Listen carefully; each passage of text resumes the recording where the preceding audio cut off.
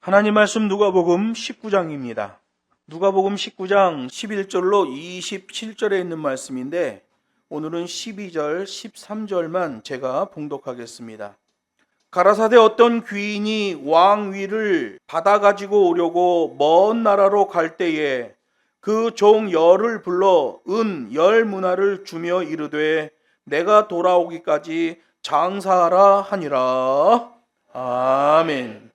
본문 말씀을 가지고 왕이 되어 돌아와 심판하시는 주님이라는 제목으로 두 번째 시간 하나님 말씀을 증거하겠습니다. 장로의 유전은 많은 사람들로 하여금 망상적 인지 부조화 현상을 일으켰어요. 그래서 예수님이 바른 복음을 선포해도 그들은 이상하다고 생각하고 수군수군거렸단 말이에요. 여러분, 하나님의 공의의 말씀을 자기 자신에게 유리한 쪽으로 해석하면 반드시 오류가 발생합니다. 그래서 세상의 자유주의 신학이나 사단의 관대한 신학을 보면 모두 다 자기에게 유리한 쪽으로 하나님의 말씀을 해석하는 경향을 보이는 거예요. 가르치는 자와 가르침을 받는 자 모두가 뒤틀려 버리고 구덩이에 빠지는 거예요. 삭개오의 집 안에서 예수님의 말씀을 듣던 유대인들도 그랬어요. 예수님의 가르침에 대하여 수군수군거리며 서로 묻고 평가를 하고 있었던 거죠. 예수님이 저 얘기한 게 맞는 거야? 저게 우리 장로의 유전하고 맞는 거야? 저게 하나님 말씀 맞아? 아유, 틀리겠지. 수군수군거리는 거예요. 그래서 예수님이 그들을 보니 제대로 된 걸 가르쳐 줬는데도 엉뚱한 소리를 하고 있었던 거예요. 여러분, 이런 거를 자뻑신앙이라고 그러죠. 자기 혼자 뻑가는 거예요. 하나님의 말씀의 기준을 갖다 들이대보면 엉터리예요. 자기는 그게 맞다고 생각하는 거죠. 여러분, 이런 성향이 양키들의 성향이 아주 많습니다. 그들이 만든 가짜 신학에서 빠져나와야 돼요. 그렇다고 그들이 만든 신학이 다 가짜라는 게 아니에요. 그런 배경에서 만들어진 듣기 좋은 신학들이 많단 말이에요. 성경은 절대로 관대한 신학을 말하지 않습니다. 심판을 말해요. 구약시대부터 신약을 관통하여 끝까지 가고 있는 하나님의 말씀은 처음부터 심판을 말씀하고 있단 말이에요. 예수님 당시에도 장로의 유전에 물들어 있던 자들, 그 가짜 신학에 물들어 있던 자들이 관대한 신학을 만들어내는 거예요. 그래서 11절에 보면 종말과 구원에 대한 추가적인 설명을 하시고 그 설명을 하신 다음에 이 10문화 비유를 말씀하시는 거예요. 어느 주인에게 10명의 종이 있었는데 그 종들에게 은 1문화씩을 줬다는 거예요. 내가 갔다 올 때까지 장사를 하고 있어라. 여기 12절 말씀 보면 당시 유대에서 일어났던 한 역사적 사건과 연결해서 종말 심판에 대한 그리스도론을 설명하고 있어요. 아주 중요한 신학이죠. 악인에게 벌어졌던 일 하나를 말씀하셔요. 역사적인 일이에요. 그리고 귀인에게 벌어지는 일을 하나 말씀하셔요. 근데 이 두 가지가 좀 공통점이 있어요. 공통점이 있으면서도 굉장히 다른 내용들이 있어요. 비슷하면서도 심판과 책임의 대상이 바뀌는 충격 요법을 사용하시는 거죠. 당시에 세상 권력을 휘두르던 악한 자가 있었어요. 당시에 하늘 공의로 그 권력에 대하여 책망하신 예수님이 있어요. 그러면 세상 기준에서 보면 세상 권력을 잡고 휘둘러대는 자가 힘세죠. 그 사람 옆에 줄 서야 돼요. 그 사람에게 줄 서야, 거기다 줄을 대야 나도 그 권력의 맛을 보면서 세상에서 돈 좀 만지고 떵떵거리고 살 수 있단 말이에요. 그런데 예수님이 전하는 복음을 보면 자기 십자가를 지고 나를 따르라. 한 부자 청년에게는 너의 재산을 다 팔아 가난한 자들에게 나눠주고 그 이후에 나를 따라라. 이런 식으로 말씀하신단 말이에요. 그 부자 청년 입장에서 보면 내 재산 다 팔면 나 망하는 거 아닌가? 나 거지 되는 거 아닌가? 라는 생각이 들잖아요. 악인이 행했던 일과 귀인이 행했던 일을 서로 연결시키며 공통점과 전혀 달라진 결과물에 대한 설명을 해주시는 거예요. 이게 세상의 권력과 하늘의 기준이 충돌할 때에 어떤 일이 벌어지며 그 결과물은 어떻게 상이하게 나타나는지에 대한 설명을 해주시는 거예요. 그래서 이게 그리스도론의 총론이 되는 거예요. 12절에 보면 어떤 귀인이라는 말이 나옵니다. 이 귀인이라는 말은 유게네스라는 말인데요. 킹제임스 버전에 보면 태생 자체가 귀한 분 이렇게 돼 있는 거예요. 후천적으로 만들어진 귀함이 아니라 태어날 때부터 이미 고귀한 성격의 존재로 나와졌다는 의미예요. 고귀한 성격의 존재라는 것은 히브리 문학에서 해석하면 이렇습니다. 어떤 주인이 있는데, 지주가 있는데 굉장히 귀인이다, 고귀한 사람이다 라고 하면 딱 두 가지 조건으로 해석해요. 1차, 그 종들에게 너그러운 주인이다. 이게 1차적인 거고요. 2차적인 것은 범죄에 대하여는 매우 엄격한 기준을 들이댄다라는 뜻이에요. 히브리 문학이 그렇습니다. 돈 많은 지주인데 참 너그러운 사람이다. 그 사람은 기본적으로 종들에게 너그럽대. 종들이 범죄하면 아주 엄격하게 벌을 내리는 분이다 라는 게 히브리 문학에서 말하는 고귀한 성격이라는 특징이에요. 그 특징은 하나님께 반응하는 마음과 자세로 측정되어진다라고 유대인들은 말하는 겁니다. 아주 중요한 거예요. 저 지주가 있다. 그를 고귀하다고 말하면 그의 특징은 두 가지라고 했죠. 근데 그것이 뭐로 측정이 되냐면 그 지주가 종들에게는 그렇게 대하는데 하나님에게는 어떻게 마음이 반응하고 어떻게 그 자세로 반응이 되어지는가로 판단된다는 거예요. 이게 본질적 사명이라는 거죠. 자기가 지주인데 자기네 집에선 자기 말이 왕의 말이잖아요. 내가 종들에게 이렇게 해라 저렇게 해라 그러면 종들은 무조건 그 말 들어야 돼요. 그럼 이 사람은 자기 생각이 항상 맞는다고 생각한단 말이에요. 근데 그렇지 않다는 거예요. 히브리 문학에서 고귀한 사람, 귀인 그러면 종들에게는 기본적으로 너그러우며 그들의 범죄는 하나하나 엄격하게 처벌을 하되 하나님에 대하여 그 마음과 자세가 어떠냐로 평가된다는 거예요. 그러니까 하나님 앞에서도 바라야 되고 자기 종들에 대하여 자기 이웃에 대하여도 바라야 된다. 그러면 성경이 그를 귀인이다. 히브리 문학에서는 하나님의 소생이다 라고 표현한단 말이에요. 양키 신학에서는 엉뚱한 얘기를 해야 되죠. 여러분은 천하보다 귀한 존재입니다 이렇게 말합니다. 아니에요. 히브리 문학에서 말하는, 히브리 사상에서 말하는 귀인은 그런 의미가 아니란 말이에요. 그 귀인의 나타남은 태어날 때부터 그 고귀한 성격의 존재로 나와진 사람이다 이렇게 얘기하고요. 그 귀인의 고귀함은 자신의 종들에게 1차적으로는 너그러우며 2차적으로는 그 종들의 범죄에 대한 엄격한 판단을 하는 분이다.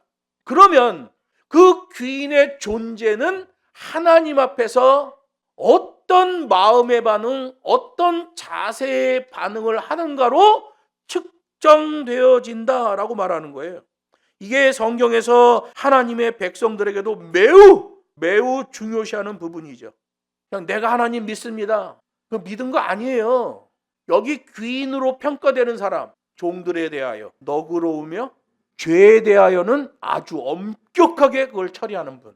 하나님에 대하여는 그 마음과 자세로서 측정되는 사람. 이 사람을 귀인이라고 하는 거예요. 장로의 유전, 그 가짜 신학 때문에 삐뚤어진 생각을 하고 거짓에 대하여 확신까지 하고 있던 당시 유대인들, 예수님은 그들의 그 삐뚤어진 신학 체계를 교정하시려고 본문 10문화의 비유를 말씀하셨어요. 그러면서 예수님이 어떻게 성육신 된 것인지, 예수님이 어떤 기준에서 행하시는지, 예수님이 장차 무엇을 할 것인지를 설명하시는 거예요. 본문에서 말하는 귀인은 예수님이잖아요.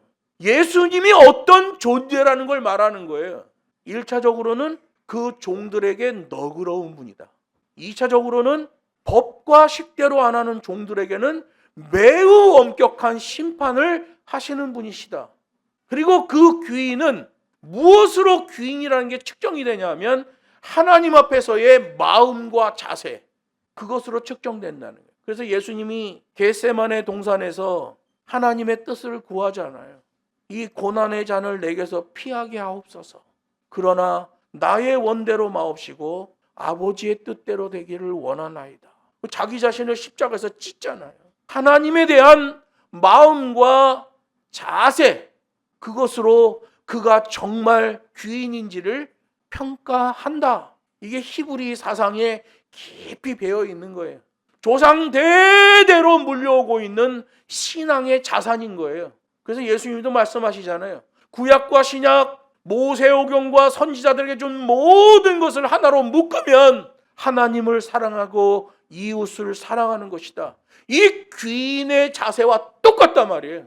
그래서 이게 구원론 끝판계시가 돼버리는 거예요. 관대한 신학, 양키 신학이 다 무너져 버리는 거예요. 이 말씀 하나로. 그런데 이 세상의 교회들이 양키 신학에 오염되어서 사람들에 대한 사상사를 연구해 보면 기가 막힌 일들이 많습니다. 그런데 이 시대 수많은 신학자들과 목회자들이 설교를 할 때 그들이 했던 말을 인용합니다. 너무 섣부르게 인용을 해요. 그 사람의 배경도 모르고 그냥 인용하는 거예요. 마치 저 북한에서 김일성 주체사상 가운데에 김일성이 가랑잎 타고 대동강 넘었다는 얘기를 믿고 있는 북한에 있는 그 어리석은 사람들과 똑같은 현상이 이 시대 양키 신학에 오염된 기독교인들에게 그대로 나타나고 있어요. 예수님의 그 존재와 사명을 알고 믿고 행하는 자는 그 귀인의 소생이 된다라고 말씀하시는 거예요. 예수님이 말씀하시잖아요. 너의 그 물질을 다 팔아 가난한 자들에게 나눠주고 그 다음에 나를 따르라. 너희가 나를 따르려거든 자기 십자가를 지고 나를 따를 것이니라. 예수님의 존재와 사명을 알고 믿고 행하는 자는 귀인의 소생이 된다라는 말이에요. 그래서 마태복음 25장에 있는 달란트 비유는 그들의 재능 실천에 따른 심판에 대한 말씀이고, 이 열 문화의 비유는 지식 실천에서의 심판을 말하는 거예요. 예수님의 존재와 사명을 알고 믿고 행하는 자는 그 귀인의 소생이 된다. 너희가 먼저 사랑하라. 그러면 세상 사람들이 너희가 내 제자인 줄 알리라. 귀인의 소생이 되어야 된다고 말씀하시는 거예요. 태어날 때부터 고귀한 성격의 존재인 그분을 알아보는 자가 귀인의 소생이다. 그래서 앞에 보면 바디메오가 예수님을 보자마자 다윗의 자손 예수여, 제일 먼저 그걸 고백하는 사람이 됐어요. 그걸 알아본 거예요, 이 사람이. 그래서 그에게 구원이 선포되는 거예요. 자신의 종들에게 1차적으로 너그러우며 2차적으로는 그 범죄에 대한 엄격한 판단하시는 분 앞에서 법과 식대로 행하는 자, 그는 귀인의 소생이 된다는 거예요. 귀인의 소생은 자기 감성주의로 되는 게 아니에요. 제가 오늘 지나가다 보니까 교회 이름이 느낌이 있는 교회 이렇게 간판을 써놨더라고. 무슨 교회인가 보니까 통합축 교회예요. 통합축 안에는 자유주의자가 엄청 많습니다. 그래서 우리 교단과 나눠져 버렸어요. 여러분, 이 시대 고신교단 보세요. 모 흑인 목사를 데려다 강단에 세웠습니다. 그 흑인 목사 강단에 세우고 그 담임 목사가 내가 말이야 이런 사람들하고 연줄이 있는 사람이야 막 자기를 과시하는 거죠. 그 흑인 목사가 누구랑 친해요? 트럼프랑 친해요. 그런데 그 흑인 목사가 통일교회 가서 문선명 찬양하고 한학자 찬양하고 통일교 교리를 찬양하고 그러던 개차반이에요. 그런데 트럼프랑 친하다는 것 때문에 부산 세교로 교회에서, 그렇게 성도가 많은 교회에서 그 흑인 목사를 초청해서 교회 강단에 세웠어요. 다 미친 짓들을 하는 거예요. 양키들이 하는 짓을 똑같이 하는 거예요. 돈 많고 권력 있는 자면 그가 옳은 거예요. 예수님 당시의 장로의 유전도 마찬가지예요. 사회적으로 명성이 있고 돈 많으면 그는 하나님의 축복을 받은 자인 거예요. 무조건 천국 가는 자인 거예요. 이 양키 신학에 물들면 분간을 못하는 겁니다. 자기 기분대로 하는 거예요. 느낌이 있는 교회. 그런 거 없어요, 기독교는. 예수 그리스도는 그 종들에게는 1차적으로 너그러우시나 법과 식대로 하지 아니하고 범죄하는 자들에 대해서는 엄격한 심판을 하시는 분이에요. 그게 우리 기독교의 본질이에요. 하나님께 반응하는 마음과 자세로 측정하시는 분 앞에서 자세의 믿음을 보이는 자, 그는 그 귀인의 소생이 되는 거예요. 그래서 성경에 보면 말씀 계명 안에 거하는 자가 하나님의 자녀다라고 요한복음 8장이 말해요. 사도행전 6장에 보면 성령과 지혜가 충만한 자다라고 말해요. 이건 느낌으로 되는 게 아니에요. 법과 식으로 되는 거예요. 자기를 부인하고 자기 십자가를 지는 자가 하나님의 자녀다. 이거 느낌으로 해요? 아니에요. 법과 식으로만 되는 거예요. 먼저 사랑하는 자, 이거 법과 식으로 되는 거예요. 열매를 많이 맺는 자, 이거 법과 식으로 되는 거죠. 그래서 주님이 말씀하셨어요. 너희는 나를 본받으라. 내가 거룩하니 너희도 거룩하라. 이렇게 말씀하시는 거예요. 예수님의 그 존재와 사명을 알고 믿고 행하는 자, 그들이 귀인의 소생인 거예요. 이게 기독교예요. 내가 믿는다고 말했으니 나는 그건 가짜예요. 내가 믿는다고 해서 그게 믿어지는 게 아니라니까요. 오늘 본문에서 말하잖아요. 태생적으로 귀인인 그분은 1차적으로 그 종들에게 너그러우시나 2차적으로는 죄에 대하여 매우 엄격한 심판을 하신다. 실제로 오늘 예화에 보면 시키는 대로 하지 않은 종들은 내 앞으로 잡아와라. 내 앞에서 죽이겠다. 이렇게 말씀하셔요. 이게 그리스도론 전체입니다. 12절에서 왕위를 받아가지고 오려고 먼 나라로 갈 때에 라는 표현은 당시 역사적 사건을 예로 들어 설명하시는 거예요. 유대 분봉왕 헤롯 대왕이 있었는데 그 헤롯 대왕의 아들 중에 아켈라오라는 아들이 있었어요. 유대와 사마리아, 이두메 이 세 지역을 맡아 다스리는 분봉왕이에요. 그 분봉왕 지위를 받으려고 로마에 갔던 거죠. 당시 유대는 로마 식민지였잖아요. 그래서 유대에서 정치적으로 왕이 되려면 반드시 로마에 가서 로마 황제로부터 승인을 받아야 된단 말이에요. 승인을 받아갖고 와야 비로소 분봉왕으로서 공식적인 왕으로 즉위를 할 수 있었던 거죠. 온 국민의 관심사예요. 유대 지역, 사마리아 지역, 이두메 지역. 이 아켈라오에게 분배된 이 세 개의 지역의 백성들은 아켈라오가 로마에 갈 때에 엄청난 관심을 가지고 있어요. 저가 그 고난을 실제로 받을 수 있을 건가? 그가 그 권력을 받아서 돌아와서는 어떤 스타일의 통치를 할 것인가? 그가 그런 통치를 할 때 나에게는 어떤 영향이 있을 것인가? 아켈라오에게 동조하는 사람도 있겠고 아켈라오를 반대하는 사람도 있단 말이에요. 여러분, 그 지도자가 되려면 흠결이 나오면 안 됩니다. 흠결이 나오면 빨리 그 사람을 접어야 돼요. 이 시대도 마찬가지예요. 어떤 대통령 후보가 나왔다 그러면 그 사람의 과거의 삶이 어땠냐를 다 뒤져야 됩니다. 악한 짓을 한 것이 있느냐, 그가 선거 기간 중에 보이는 언어와 자세의 행태를 봐야 돼요. 그리고 결정해야 됩니다. 그렇지 않으면 잘못된 기준으로 판단하고 잘못된 사람이 되어버리는 거예요. 여러분, 우리나라 대통령들 중에 감옥 간 사람이 얼마나 많아요. 총에 맞아도 죽고. 잘못된 지도자를 뽑으면 안 돼요. 이 당시에 아켈라오라는 사람도 헤롯 대왕의 아들로서 분봉왕 승인을 받기 위해 로마에 갔던 거예요. 백성들은 관심이 많았죠. 그가 권한을 받을 것인가, 어떤 통치를 할 것인가, 어떤 영향을 줄 것인가. 좀 생각 좀 해야 돼요. 예수님은 예수님의 가르침에 대하여 오해를 하고 있는 사람들에게 당시에 일어났던 이 사건, 왕권 승인에 대한 일을 예로 들며 심판하실 그리스도를 설명해내고 있는 거예요. 예수님이 막 은혜로운 얘기, 막 복 받으세요 이런 얘기만 한 게 아니라 당시에 첨예하게 벌어졌던 정치적 사건 하나를 얘기하고 있단 말이에요. 악인이 했던 일과 귀인이 했던 일을 비교하고 전혀 달라지는 결과물을 도출해내는 그런 수사법을 사용하시는 거예요. 예수님께서는 이미 하나님의 모든 권세를 가지고 계신 분이에요.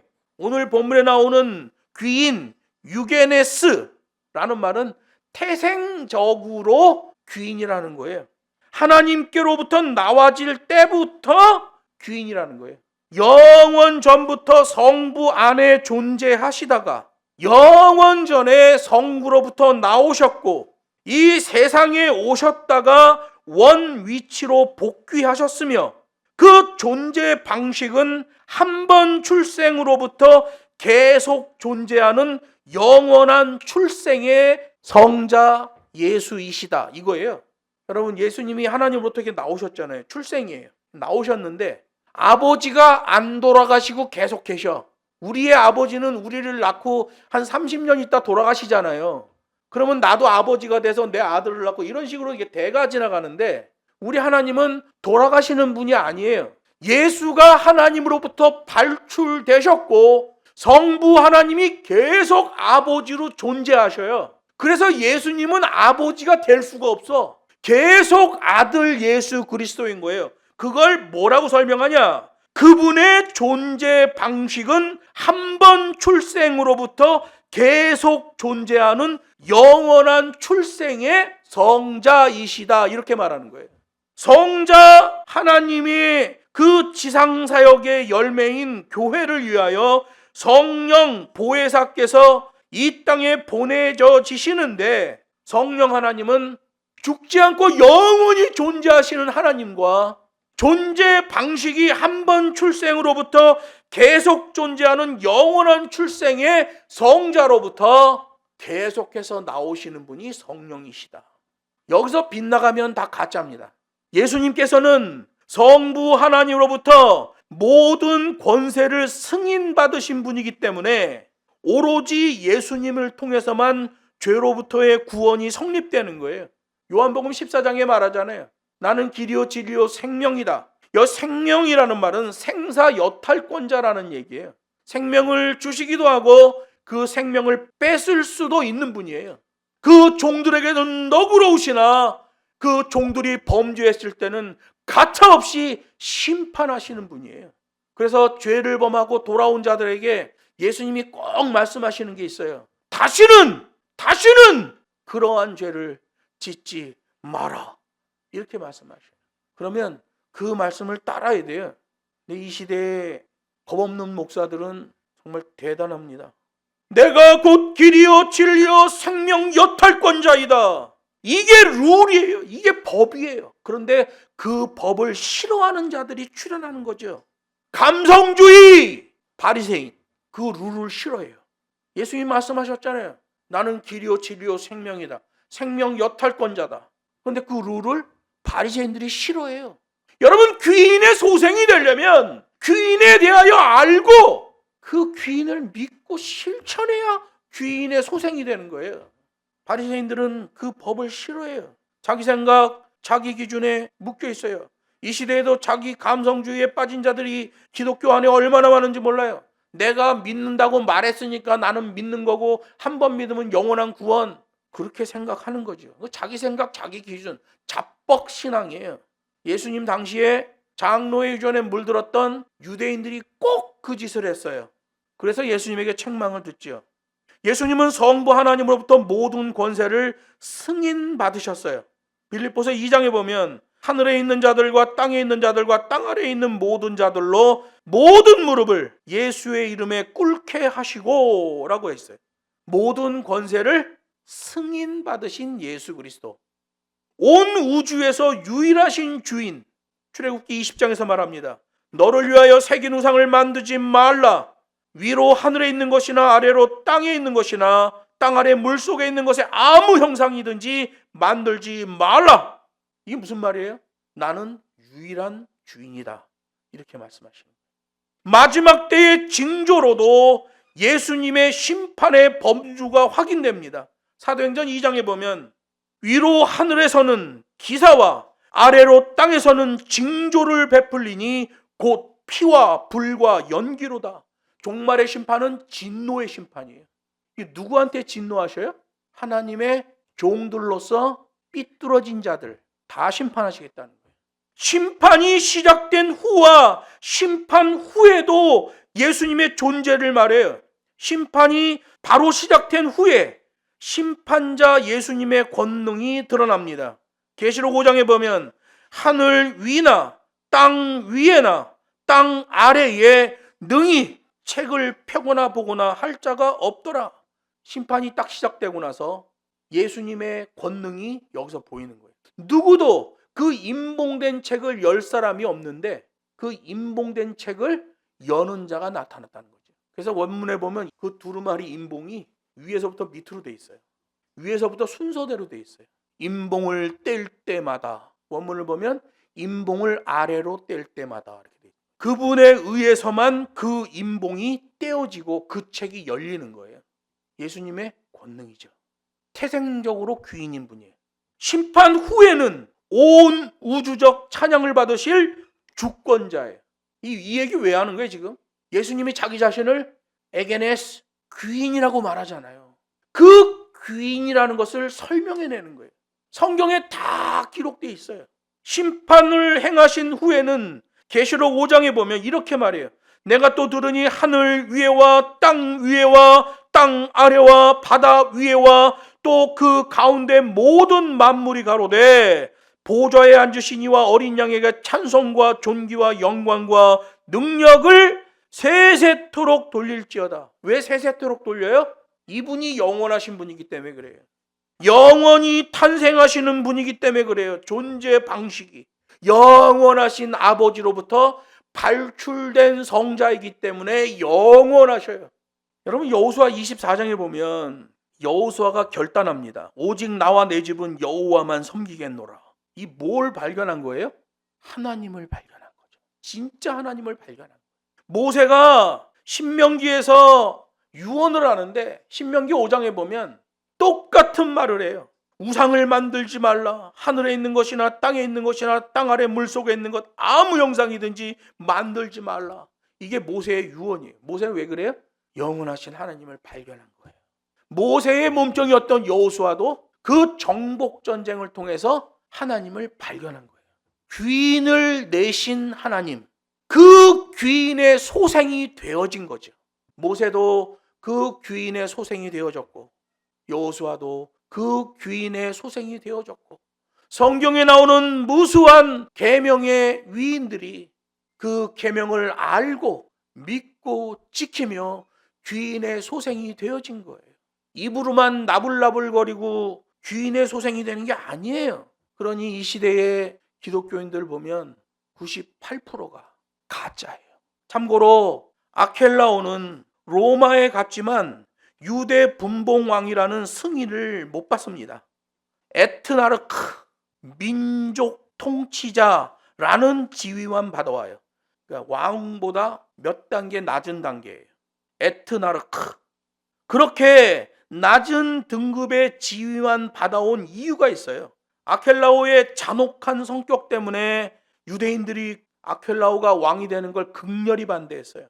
헤롯 대왕 장례식 직후에 성전에서 폭동이 일어났어요. 아켈라오는 안 된다. 그때 아켈라오가 권력을 이용해 유대인 3,000명을 학살합니다. 성전 안에서 죽여버려요. 어마어마한 사건이 벌어지죠. 그래서 아켈라오가 로마로 출발한다는 말을 들었을 때 유대인들 중에 깨어있는 자들은 사절단을 구성해가지고 아켈라오보다 먼저 로마에 가서 아우구스투스 황제에게 아켈라오를 고발했던 거예요. 그걸 예수님이 누가복음 19장 14절에서 말해요. 그의 백성이 그를 미워하여 사자를 뒤로 보내어 이르되 우리는 이 사람이 우리 왕됨을 원치 아니합니다. 이렇게 얘기했다는 거죠. 아켈라오는 분봉왕 승인을 못 받습니다. 민족 통치자라는 그런 좀 낮은 지위만 받아갖고 와요. 그래서 끝내 아버지 헤롯 대왕으로부터 유대 사마리아 이두메를 물려받기는 하지만 분봉 왕의 지위가 아니라 에트나르크 민족 통치자 지위로서 그 관할 지역을 통치했어요. 아켈라오와 예수님을 한번 비교해 보는 거예요. 예수님이 비교하셨으니까. 분봉왕 헤롯 대왕의 아들이에요. 아켈라오. 예수님은 창조주 하나님의 아들이에요. 차원이 달라요. 아켈라오는 잔혹하며 스스로 범죄해요. 예수님은 귀인으로서 너그럽지만 죄에 대하여는 엄격해요. 아켈라오는 사람들에 의해서 격렬히 반대를 받습니다. 예수님도 보면 요한복음 1장에 보면 빛이 그 백성 가운데 왔는데 그 사람들이 어둠을 좋아하여 그 빛을 싫어했다고 그래. 그러니까 백성들로부터 반대를 받습니다. 요건 비슷해요. 아켈라오는 자기의 악함 때문에 백성들로부터 거부를 당하죠. 예수님은 그 태생 자체가 귀인인데 이 백성들이 악해져가지고 거부당합니다. 아켈라오는 분봉 왕이 된 게 아니라 민족 통치자 에트나르크가 돼서 왔어요. 낮은 지위에 처해졌어요. 예수님도 백성들에게 브로킹을 당해서 사형수로 몰려버립니다. 하늘 기준에서는 어떻게 바뀌나요?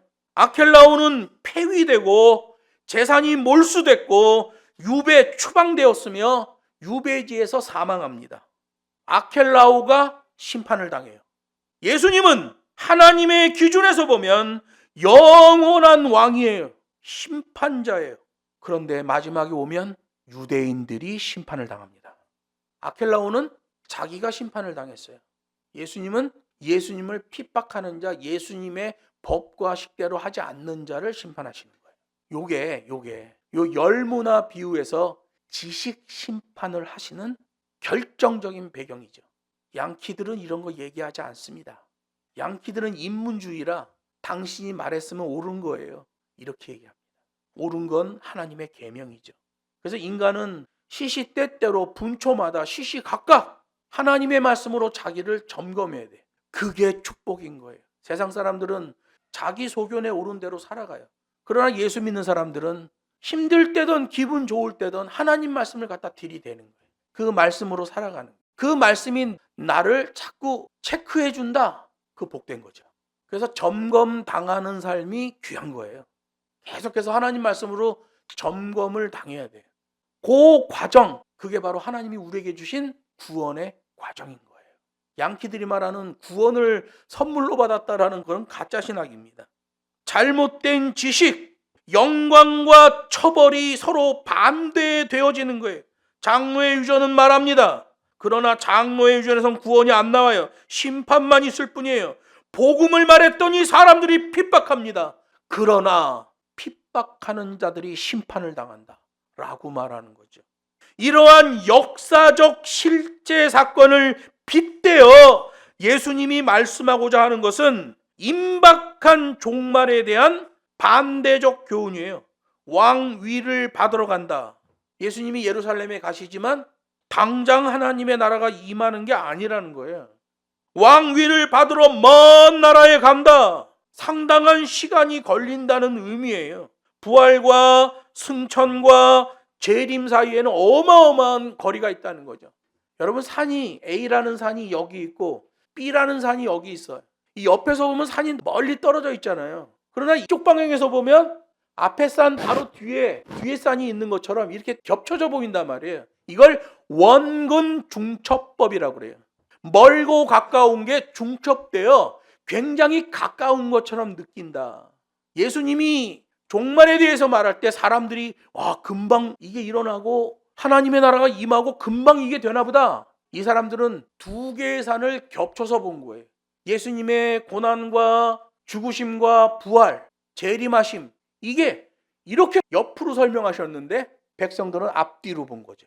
그래서 여러분, 하나님 말씀이 정말 그러한가, 그 말씀을 또 보고 또 기도해야 되는 거예요. 자기 생각으로 오해하면 전혀 다른 결과물이 나와지기 때문에 그렇습니다. 반드시 심판권을 받아 재림하시며 그 종들이 알고 있는 바의 지식을 어떻게 실천했는가를 심판할 것이다 라고 말씀하시는 거죠. 그래서 여러분, 우리가 하나님의 말씀을 어떻게 알고 있는가가 중요한 거예요. 양키들이 말한 그냥 당신이 믿으면 구원입니다. 이건 그냥 가짜예요. 면죄부랑 똑같은 거예요. 면죄부 사면 구원받습니다. 이거랑 똑같은 거라니까요. 말씀을 맺습니다. 교회 역사상 구원론 신학에서 가짜 신학이 제일 많아요. 이 구원론 신학에서 관대한 신학은 전부 가짜입니다. 임박한 종말론, 지연된 종말론, 종파 종말론, 종말 무용론 등등의 수많은 이단들이 나왔어요. 성경에서 말씀하시는 종말론은 원근 중첩법이에요. 두 산이 멀리 떨어져 있지만 겹쳐서 볼 때는 매우 가까운 것처럼 느껴지는 거예요. 그래서 여러분, 성경은 입체적 감각으로 봐야 됩니다. 예수님도 정치적 첨예한 사건 하나를 예로 들잖아요.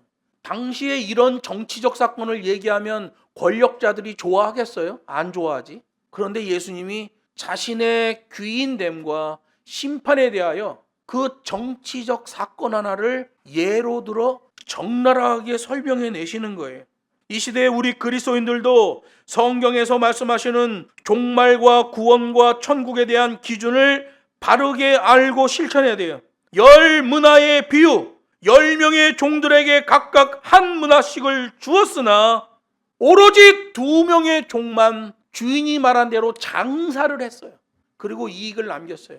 또 한 종은 보자기에다 싸고 있다가 주인이 오니까 한 문화를 이렇게 내놨어요. 이 악한 종아! 그 다음에 행방불명, 정체불명의 7명의 종이 또 따로 있죠. 오늘 본문에서는 언급을 안 해, 아예 그 사람들은. 10명 중 7명, 70%죠. 어디 갔는지도 몰라. 이놈들은 뭐 했을 것 같아요? 장사하라고 했던 그 한 문화를 인마이 포켓한 거죠. 그래서 거론도 안 됩니다. 전체적으로 보면 10명의 종들 중에 80%의 종들이 엉터리 삶을 살고, 그런 엉터리 종들에 의해 수많은 백성들이 구렁텅이로 빠지게 되니 나의 진노의 심판은 필수 불가결하게 되었다라는 말씀을 하시는 거예요. 이거는 남유다 멸망과 똑같죠. BC 586년에 남유다가 멸망합니다. 두 가지 이유예요. 장로들의 타락이에요. 종교 지도자죠, 장로들도. 장로의 방에 갔더니 애굽의 온갖 우상이 벽화로 그려져 있었더라. 제사장들이 하나님의 말씀을 제대로 알지 못해 백성들에게 하나님의 계명을 제대로 가르치지 못했더라. 이 시대랑 똑같은 거예요. 예수님 당시와 똑같은 거예요. 하나님 말씀을 제대로 알지 못해 양키들이 말해놓은 걸 읊어대고 있는 거죠. 앵무새 컴플렉스에 빠져있는 수많은 목사들, 양키 신학을 성경이라고 가르치는 가짜 교수들. 신학은 학문이에요. 계명하고 다른 거예요.